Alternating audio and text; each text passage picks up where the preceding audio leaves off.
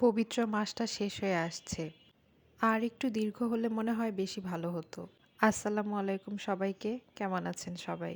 বাসায় এবং বাসার বাইরে থাকা অবস্থায় যতটুকু সম্ভব ভালো কাজ করছি। এটাই এই মাসের সৌন্দর্য, তাই না?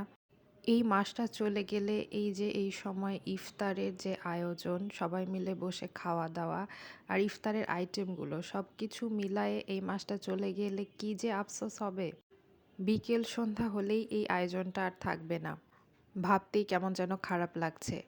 ইফতারে খুব বেশি কিছু আমি খেতে পারি না। সামান্য কিছু খেয়ে নামাজ পড়ি। তারপর নামাজ পড়ার পরে এই যে চা আমার খেতে হয়। অনেকেই আছেন আমার মতো। আর তখন চা খাওয়ার সময় আম্মুকে দেখি পেঁয়াজি বা এই টাইপের কিছু চা দিয়ে খাচ্ছে। আমারও এরকম চানাচুর বা ঝুড়ি যাকে বলে এরকম কিছু দিয়ে চা খেতে বেশ ভালো লাগে। তো ইফতারের পর এটাই আমার কাজ। একটা ফ্রেশ ফিল হয়। তারপরে চায়ের মগ নিয়ে চলে যাই ছাদে। এই যে চাঁদ দেখছি আর চা খাচ্ছি। আর সন্ধ্যার পরে যে এই স্নিগ্ধ একটা শীতল একটা যে অনুভূতি, এটা চা খেতে অনুভব করতে খুবই ভালো লাগে। সব দিনই আমার এরকম একটা এক্সট্রা সময় কাটাতে খুবই ভালো লাগে। একদমই ব্যস্ততা থাকবে না। আর এই যে আমার পিচ্চি বোনটাকে সাথে নিয়ে গিয়েছিলাম, ও আর আমি বসে রাস্তা দেখছি। রোজার মধ্যেও এই সময়টা আমার লাগবেই।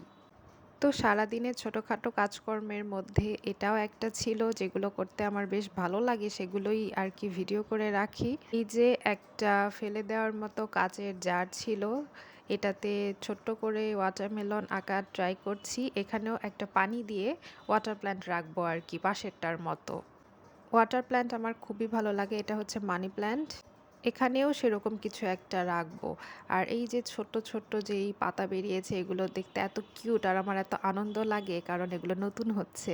সেহরিতে খুব বেশি খেতে পারি না, এজন্য রাতেই একটু ভালো মতো খেয়ে নেই, সেটা যেটাই হোক, ভর্তা হোক আর যেটাই হোক, রাতের খাবারটাই বেশি আরাম লাগে খেতে। তো আজকে এই তো রাতের খাবার দিয়ে শেষ করছি।